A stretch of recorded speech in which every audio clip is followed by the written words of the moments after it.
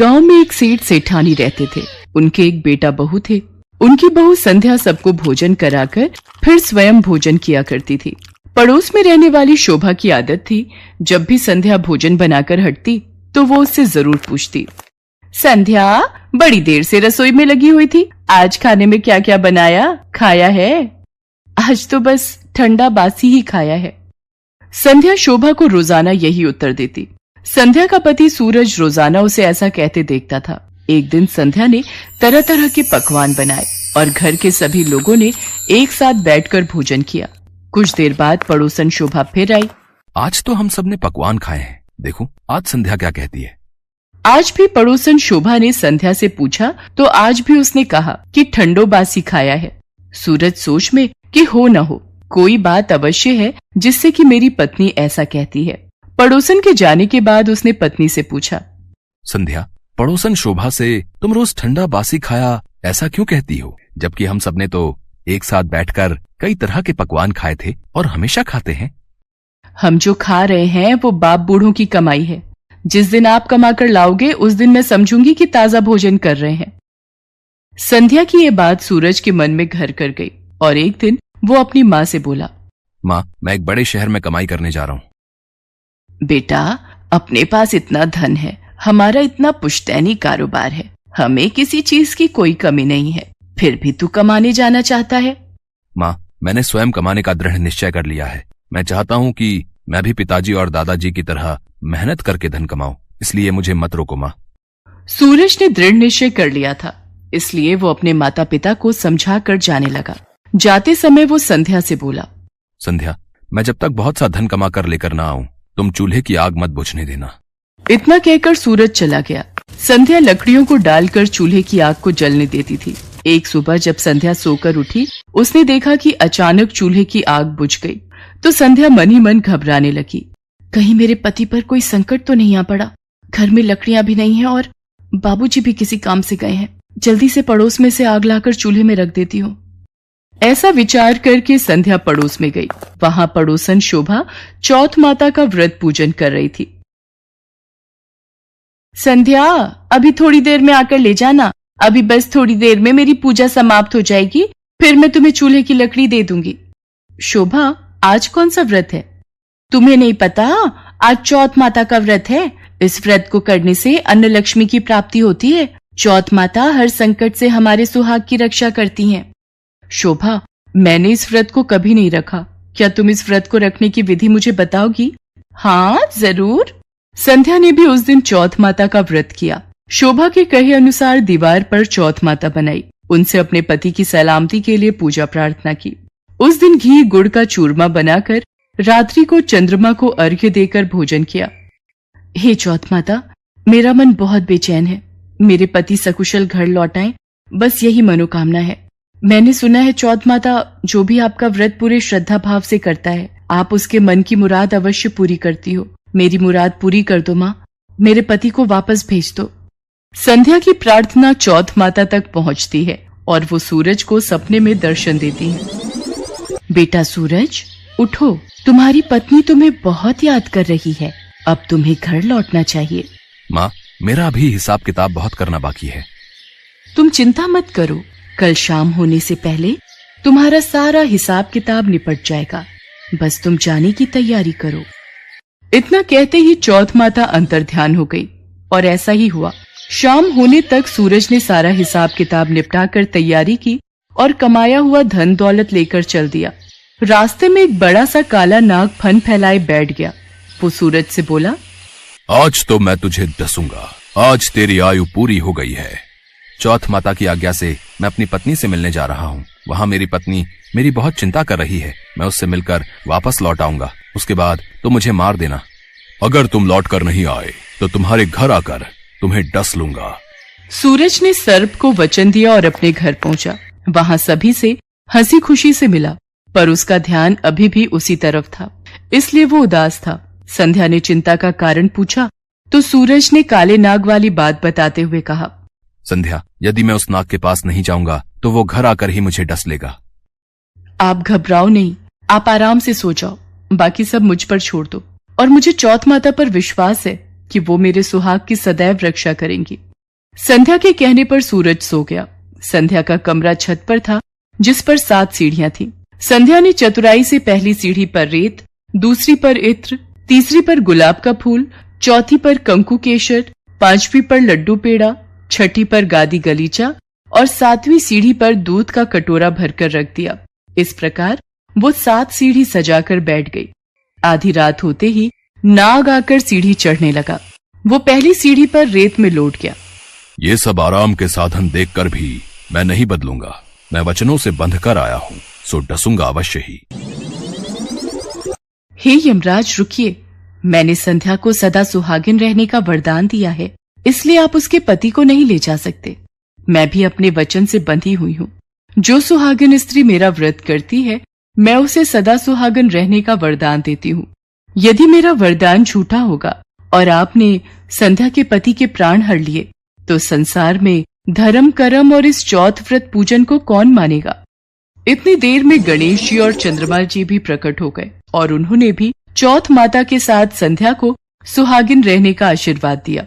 इस पर यमराज जी बोले, हे चौथ मैया, हे गणेश भगवान, हे चंद्रदेव, जब आप तीनों ने संध्या को सौभाग्यवती रहने का आशीर्वाद प्रदान कर ही दिया है, तो मैं भूल कर भी उसके पति का प्राण नहीं ले सकता। हे चौथ माता, आपके व्रत और पूजन करने वाली सुहागन स्त्रियों का सुहाग सदैव अमर रहेगा। उनके पति को कोई भी संकट नहीं छू पाएगा। ये आज आपने सिद्ध कर दिया। जय चौथ माता की।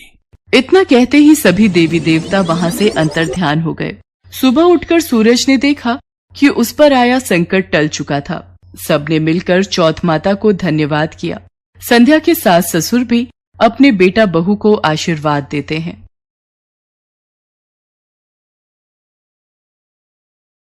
अब मैं आपको करवा चौथ की व्रत कथा सुनाऊंगी। कथा सुनने से पहले आप सभी महिलाएं अपने हाथ में 13 गेहूं के दाने ले लो। एक साहूकार के 7 बेटे और एक बेटी थी। एक बार कार्तिक मास के कृष्ण पक्ष की चतुर्थी तिथि को साहूकार की पत्नी, उसकी 7 बहू सहित उसकी बेटी ने करवा चौथ का व्रत रखा। जब साहूकार के बेटे खाना खाने को बैठे तो उन्होंने अपनी बहन को भी खाना खाने के लिए कहा।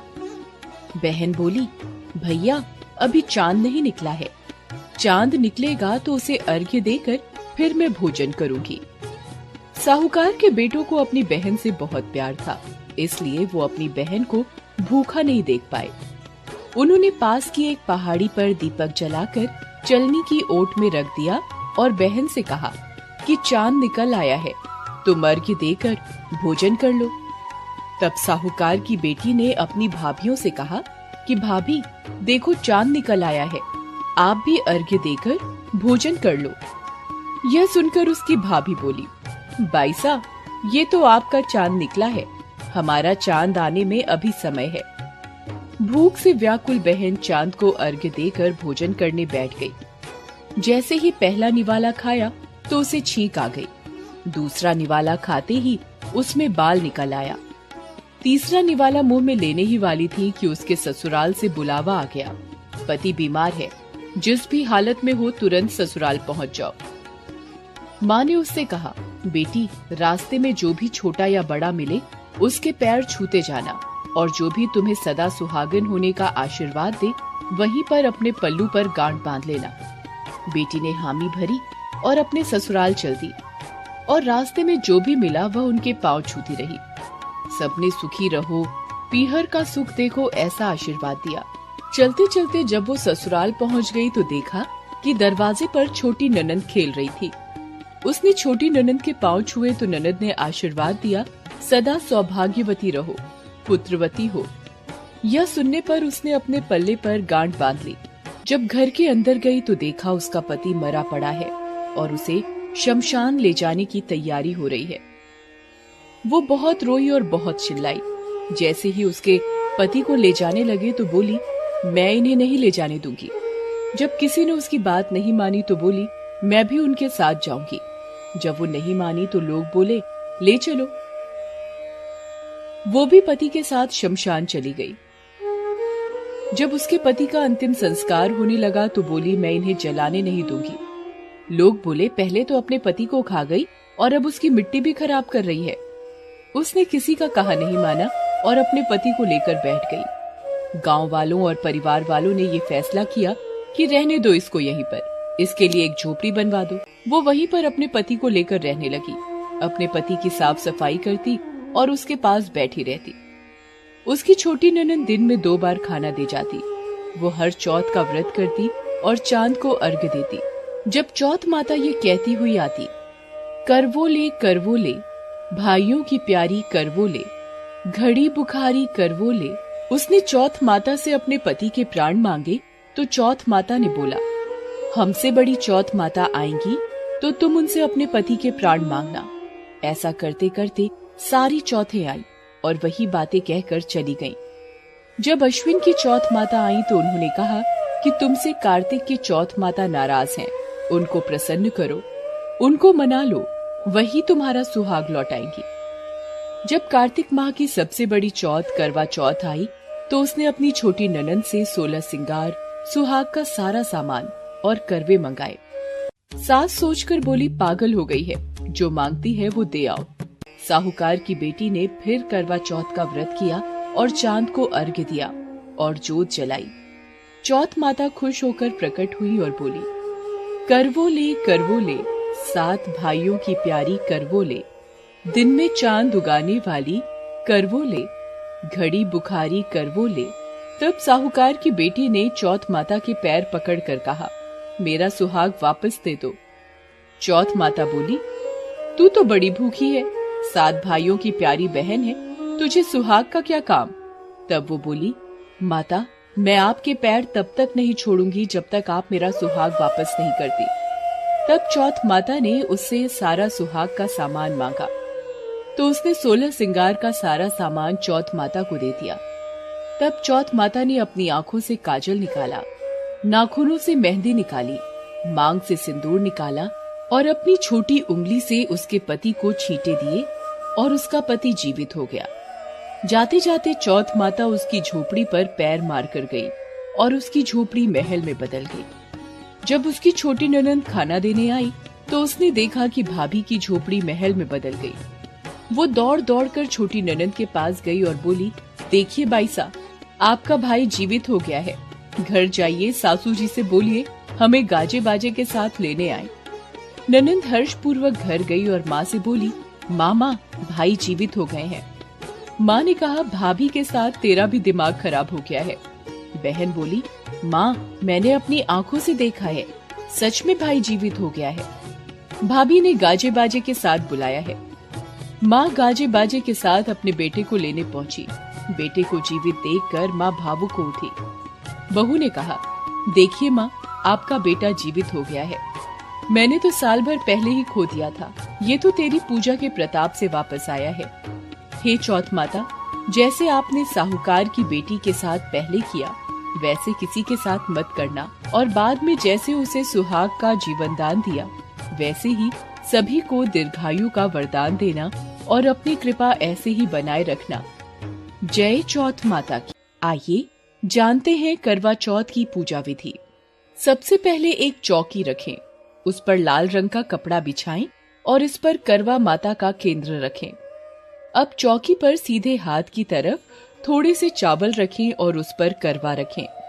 करवे में जल भरकर उसे ढक्कन से ढकें और उसके ऊपर थोड़ी चीनी रख दें। अब इसके ऊपर घी का दिया प्रज्वलित करें। इसके बाद करवा माता का तिलक करें और करवे पर भी तिलक करें। अब एक और लोटे में जल भरकर एक तरफ रखें। इसी जल से हम सूर्य को अर्घ्य देंगे और पहले करवे के जल से चंद्रमा को अर्घ्य देंगे। अब करवा माता पर पुष्प या पुष्प का हार, फल, मिष्ठान अर्पित करें। अब आप एक थाली तैयार करें जिसमें सास के लिए साड़ी, सुहाग का सामान आदि रखें। अब करवा माता की कथा पढ़कर गणेश जी की आरती और माँ लक्ष्मी जी की आरती करें। पूजा पूरी होने पर लोटे में रखे जल से सूर्य को अर्घ्य देना है और इसके बाद महिलाएं 1 गिलास पानी, चाय, दूध इत्यादि पी लेती हैं। ये पूजा महिलाएं दोपहर के समय कर लेती हैं। पूजा करने के पश्चात शाम को चांद निकलने की प्रतीक्षा करती हैं। आज चांद निकलने पर चांद की पूजा और अर्घ्य देकर अपने पति के पैर छूकर आशीर्वाद लेती हैं और पति के हाथों से ही अन्न ग्रहण करती हैं और इस प्रकार करवा माता की पूजा संपन्न हुई।